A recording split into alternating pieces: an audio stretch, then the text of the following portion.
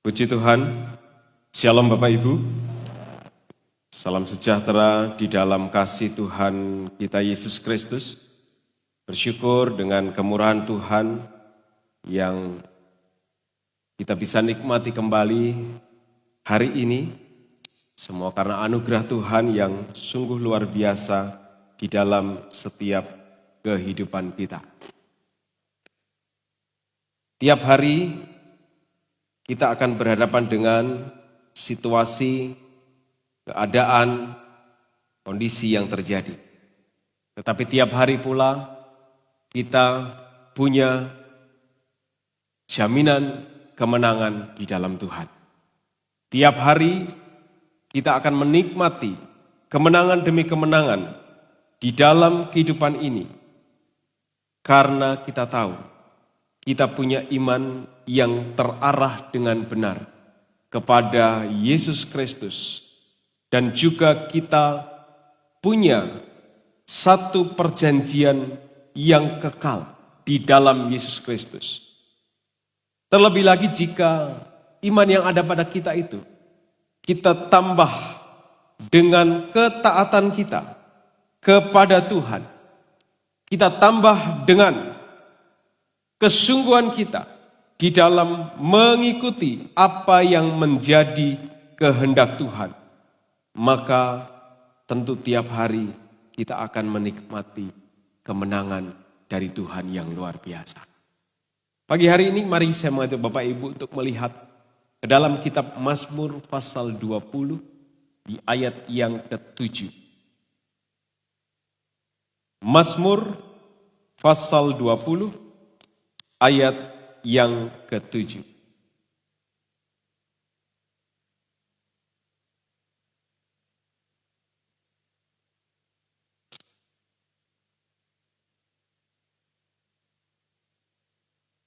Mazmur 20 ayat yang ke-7 dikatakan demikian. Sekarang aku tahu bahwa Tuhan memberi kemenangan kepada orang yang diurapinya dan menjawabnya dari sorganya yang kudus dengan kemenangan yang gilang gemilang oleh tangan kanannya. Sekali lagi saya bacakan. Sekarang aku tahu bahwa Tuhan memberi kemenangan kepada orang yang diurapinya dan menjawabnya dari sorganya yang kudus dengan kemenangan yang gilang gemilang oleh tangan kanannya. Katakan amin. Puji Tuhan, silakan duduk kembali. Bapak ini kasih Tuhan, apa yang diungkapkan oleh Daud ini merupakan sebuah pengalaman yang telah dia lewati. Sebuah pengalaman yang ada pada hidupnya sebagai manusia, sebagai gembala kambing domba ayahnya, sebagai seorang pejuang ketika berperang melawan Goliat pertama kali, kemudian disusul dengan peperangan-peperangan berikutnya, dan kemudian ketika dia disahkan menjadi seorang raja, karena pada waktu itu kerajaan demi kerajaan akan ada masa peperangan-peperangan yang terjadi. Jika dilihat dari faktor keadaan fisik, dilihat dari faktor kondisi yang ada pada Daud saat itu, tidak memungkinkan seseorang yang tidak punya pengalaman perang, yang tidak punya pengalaman militer, akan memenangkan sebuah peperangan yang baru pertama kali dia hadapi.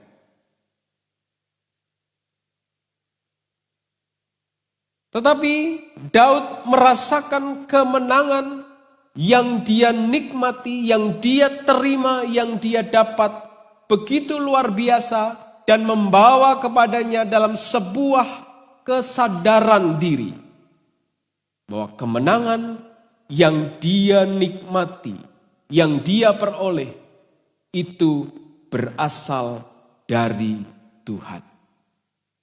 Tuhan sediakan, Tuhan memberi, Tuhan membuat dirinya menjadi seseorang yang menang.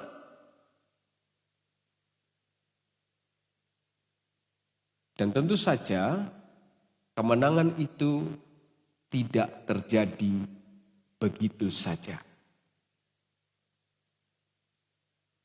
Kemenangan itu terjadi sebab salah satu faktornya adalah keadaan Daud, pribadi Daud, kehidupan Daud. Sehingga Tuhan melihat, Tuhan menilai, dan Tuhan memberikan kemenangan kepada.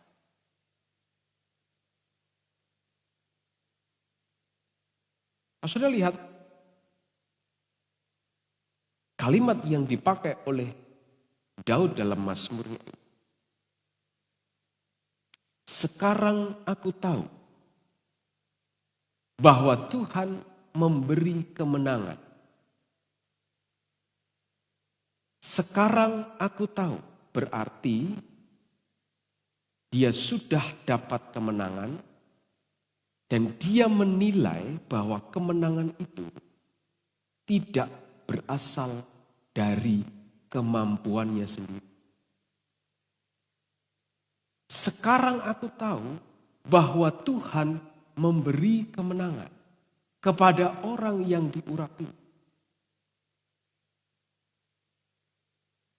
Daud tahu bahwa kemenangan yang dia dapat bukan karena usahanya, bukan karena kehebatannya, bukan karena kemampuannya, tetapi karena anugerah dari Tuhan.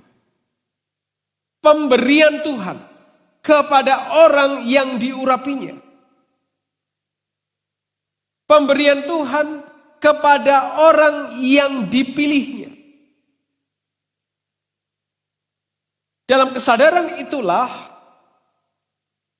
Daud menyatakan bahwa Tuhan itu menjawab orang-orang kudusnya dengan memberi kemenangan yang gilang gemilang oleh tangan kanannya.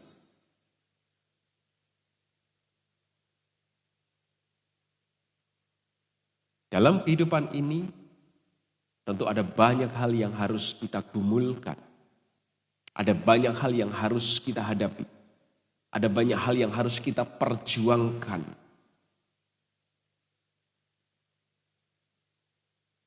Mungkin dalam kondisi yang tidak siap. Dalam kondisi yang tidak baik. Dalam kondisi yang tidak nyaman. Tetapi hidup ini harus terus berjalan. Menghadapi segala sesuatu yang harus terjadi.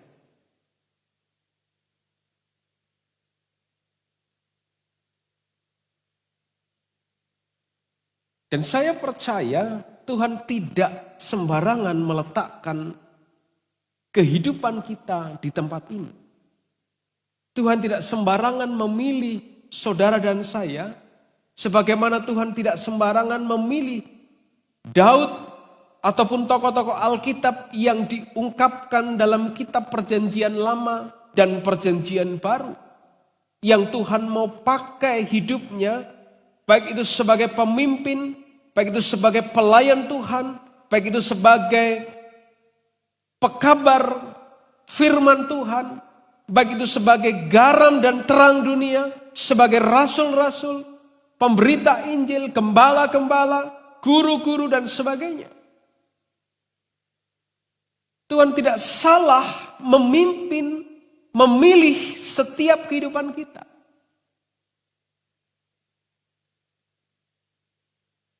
Dan ketika kita menghadapi tantangan demi tantangan yang harus kita lewati di hari-hari kehidupan kita, Tuhan akan lihat, Tuhan akan nilai iman dan ketaatan kita kepadanya. Dan Tuhan akan berikan kemenangan kepada setiap kita yang iman dan ketaatannya bekerja sama dalam menjalankan apa yang Tuhan kehendaki di dunia. Satu contoh yang diberikan di dalam Perjanjian Lama,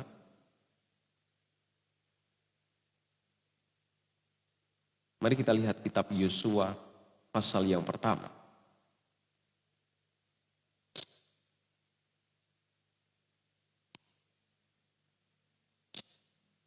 Kitab Yosua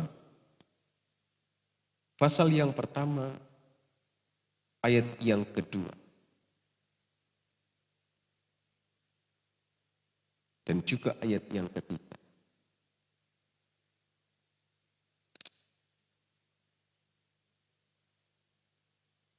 Hambaku Musa telah mati, sebab itu bersiaplah sekarang. Seberangilah sungai Yordan ini, engkau dan seluruh bangsa ini menuju negeri yang akan kuberikan kepada mereka, kepada orang Israel itu. Maka tempat yang akan diinjak oleh telapak kakimu, kuberikan kepadamu seperti yang telah kujanjikan kepada Musa. Masa kepemimpinan Musa telah berakhir dengan matinya Musa. Tuhan siapkan pengganti Musa, yaitu Yosua. Dan Tuhan berfirman kepada Yosua supaya Yosua memimpin seluruh bangsa itu menuju ke negeri yang telah dijanjikan Tuhan kepada mereka. Tuhan berkata kepada Yosua supaya memimpin bangsa itu untuk menyeberangi sungai Yordan.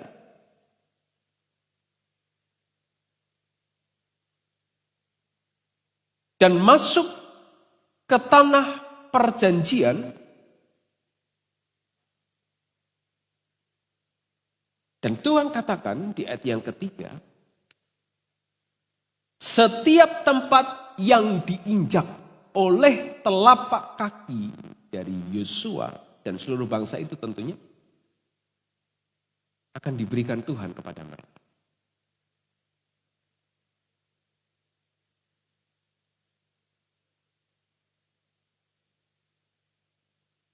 Daerah yang Tuhan janjikan belum diterima oleh Yosua dan bangsa Israel.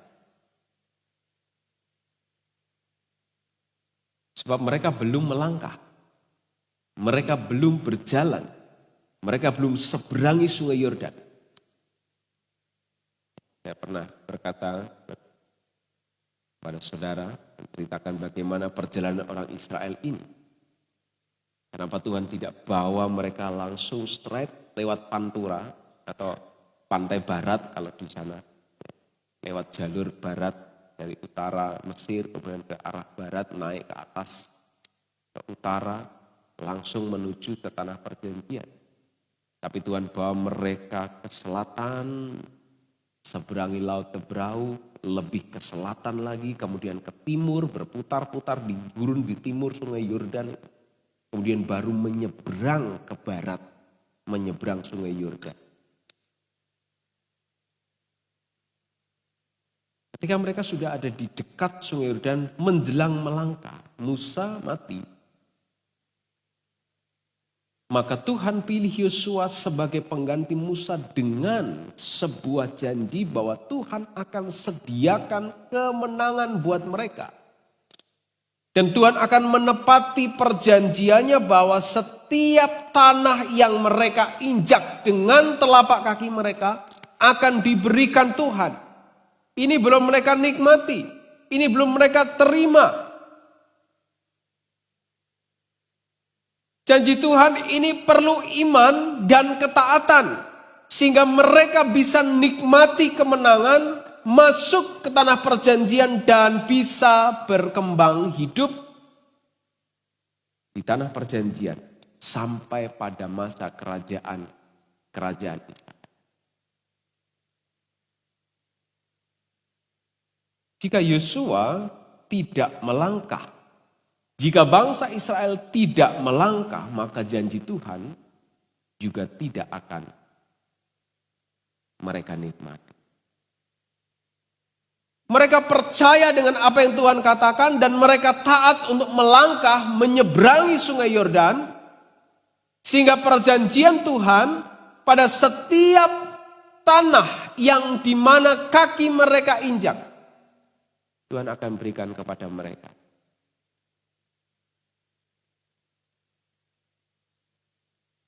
Sejarah Israel menyatakan setelah mereka mulai menyeberang dan mulai ada di tanah Kanaan, mereka mulai menyebar dan mereka mulai menjelajahi tanah itu. Namun ada beberapa bagian yang mereka tidak kerjakan. Sehingga Tuhan ingatkan, Tuhan tegur mereka. Karena mereka merasa sudah nyaman, mereka tidak lagi kerjakan ketaatan mereka untuk menikmati semua perjanjian Tuhan. Sehingga pada akhirnya tidak semua daerah yang dijanjikan Tuhan dapat mereka duduk.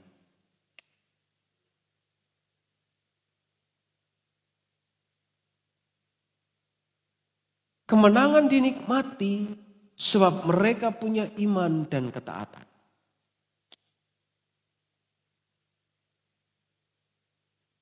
Pada masa Daud pun demikian.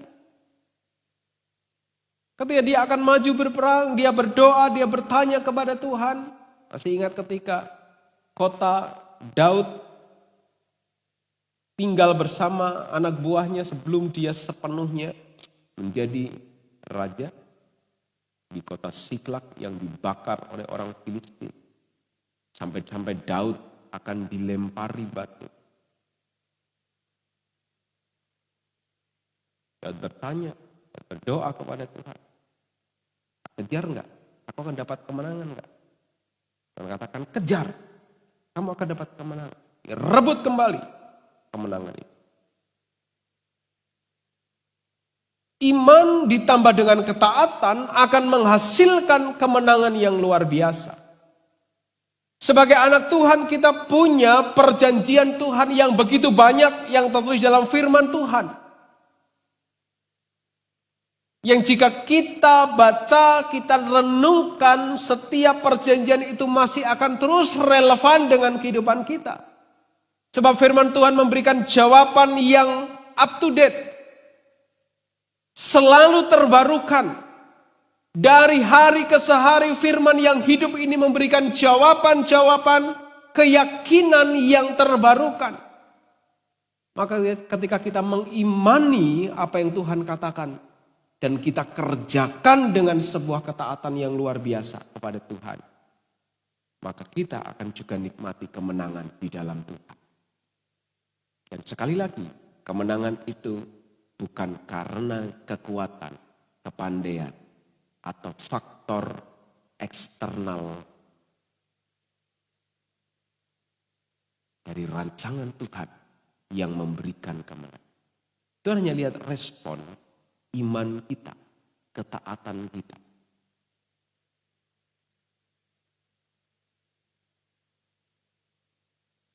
Dan itu yang akan membuat kita terima kemenangan.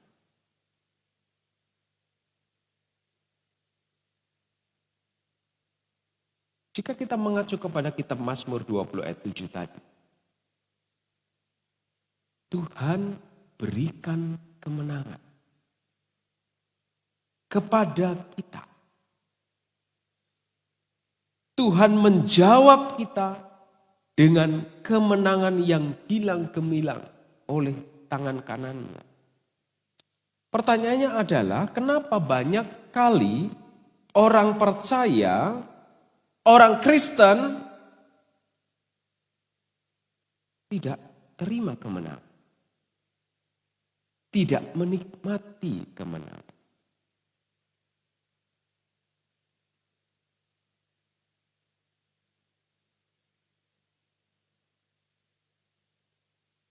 Jawabannya sebetulnya sangat sederhana.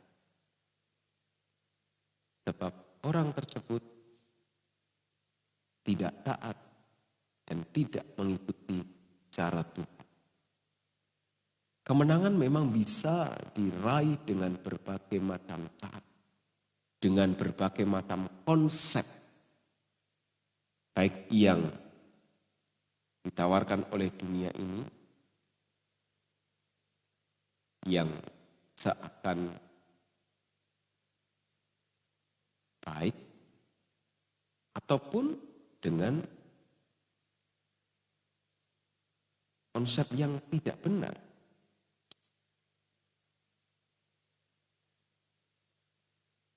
Ditambah lagi dengan paradigma pemahaman bahwa kemenangan itu ketika kita berhasil secara perhitungan materi, secara perhitungan status sosial. Akibatnya banyak orang yang menempuh cara yang salah, cara yang kotor untuk dapatkan kemenangan tersebut. Menipu orang lain, korupsi, menekan orang yang lemah, bisnis yang tidak benar, minta pesugihan, berjudi, pasang togel, dengan harapan bisa mengangkat kekayaan dan status sosial. Justru disitulah kekalahan terjadi. Kemenangan adalah hasil dari iman dan ketaatan. Ketaatan kepada Tuhan, melakukan apa yang menjadi kehendak Tuhan, menghasilkan kemenangan yang luar biasa.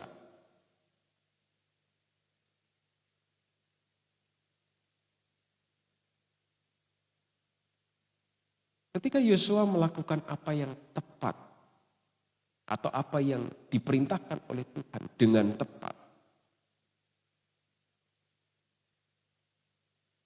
Tuhan membuat dia menjadi seorang yang berhasil, dipenuhi dengan kemenangan luar biasa.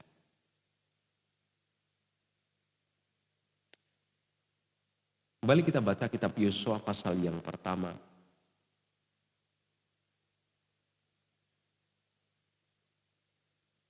Ayat yang ke-7.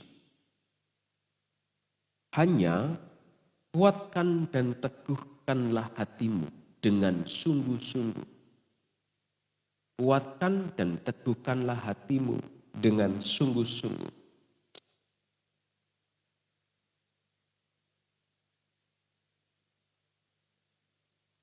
Bertindaklah hati-hati sesuai dengan seluruh hukum yang telah diperintahkan kepadamu oleh hambaku Musa. Hati sungguh-sungguh, hati yang kuat, hati yang teguh, dan sungguh-sungguh untuk bertindak hati-hati sesuai dengan hukum yang sudah diperintahkan oleh Musa. Musa dapat hukum dari Tuhan. Berarti secara tidak langsung Tuhan mau berkata, hukum yang sudah kutetapkan. Jangan menyimpang ke kanan atau ke kiri. Jangan menyimpang ke kanan atau ke kiri.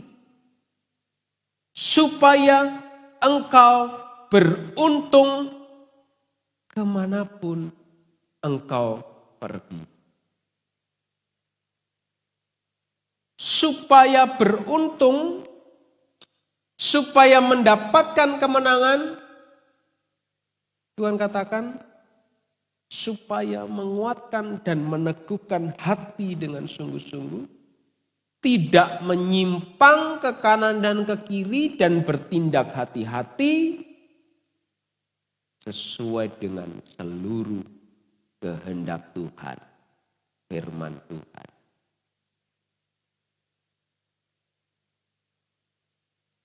Hidup kita adalah sebuah perjuangan panjang.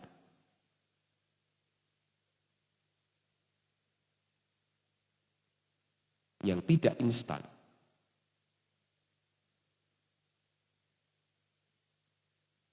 Dalam perjuangan kehidupan itu, Tuhan sediakan kemenangan. Tuhan sediakan kemenangan yang gilang gemilang.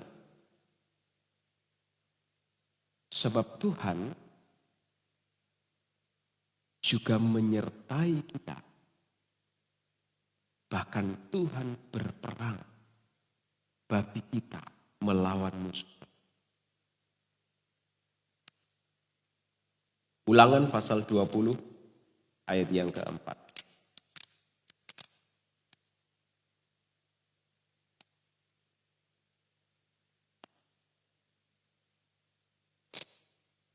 Ulangan 20 ayat yang keempat. Sebab Tuhan Allahmu, dialah yang berjalan menyertai kamu untuk berperang bagimu, melawan musuhmu dengan maksud memberikan kemenangan kepadamu. Tuhan berperang menyertai kita, melawan musuh kita. Dengan tujuan Tuhan memberikan kemenangan kepada kita.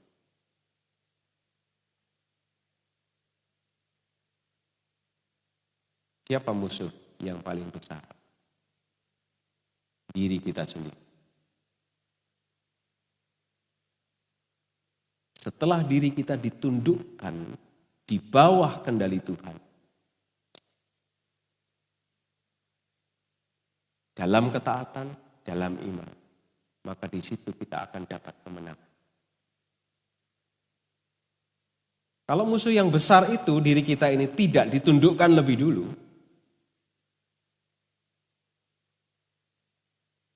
tidak dikalahkan lebih dulu, maka nggak ada ketaatan, nggak ada iman.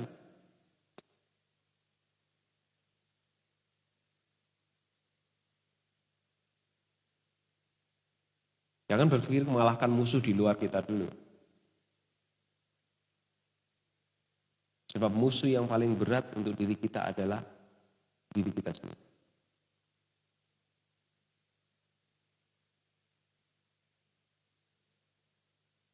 Setelah diri ini bisa tunduk, dikalahkan, dibawa dalam penundukan diri kepada Tuhan.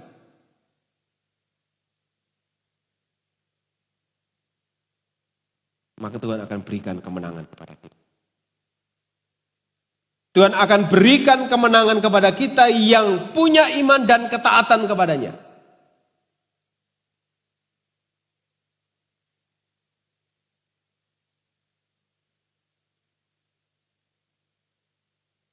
Jadi jangan berharap kita bisa pakai ayat ini untuk berkata, saya akan mengalahkan musuh saya di luar sana dalam pertandingan dengan Tuhan sebelum musuh yang besar di dalam ini ditundukkan lebih dulu, dikalahkan. Kenapa orang Israel yang punya perjanjian ini tidak bisa mengalahkan kota Ai yang kecil? Sebab salah satu dari mereka tidak menundukkan diri kepada perintah Tuhan. Mereka sudah tunduk kepada perintah Tuhan untuk berkeliling kota Yeriko tanpa bersuara sekali. Besok sekali lagi. Hari yang ketujuh, 7 kali. Setelah itu bersorak. Yeriko runtuh. Tapi kota Ai yang lebih kecil, mereka kalah. Kenapa? Padahal mereka punya perjanjian ini.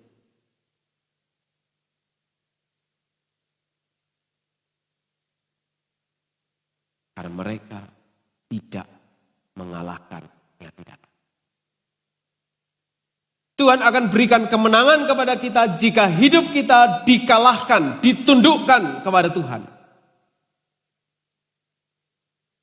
Dan Tuhan akan berikan kemenangan kepada kita. Mari dikatakan di sana dengan maksud memberikan kemenangan kepada kita.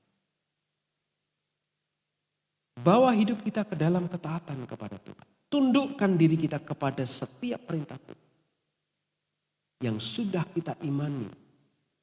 Kita nggak asal ngeklaim janji Tuhan. Tuhan,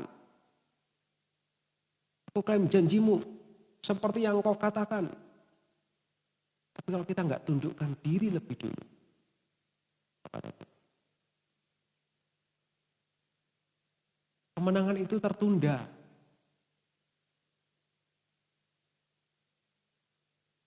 Kemenangan itu mundur waktunya. Lihat dengan mudah orang Israel melibas kota Ai. Tetapi karena ada ketidaktaatan kepada Tuhan, tidak tunduk kepada Tuhan, belum mengalahkan diri sendiri. Hingga akhirnya mereka harus 2 kali kerja. Serangan pertama mereka gagal. Baru mereka koreksi apa yang salah. Tuhan tunjukkan, ini loh ada kesalahan, ada ketidaktaatan, ada ketidaktundukan dari antaramu. Dan baru setelah itu dibersihkan. Mereka serang lagi dan mereka dapat kemenangan yang luar biasa. Konsep Tuhan itu sempurna. Tidak pernah salah. Dan selalu up to date. Terbarukan setiap hari. Maka setiap hari kita perlu terus menundukkan diri di hadapan Tuhan. Dalam ketaatan kepada Tuhan, kita kerjakan bagian kita secara manusia. Maka kemenangan itu Tuhan sediakan setiap hari. Tuhan sediakan kemenangan untuk kita baik dari segala sisi. Aspek di luar kita, lebih-lebih lagi Tuhan mau kerjakan sisi aspek dalam kehidupan kita.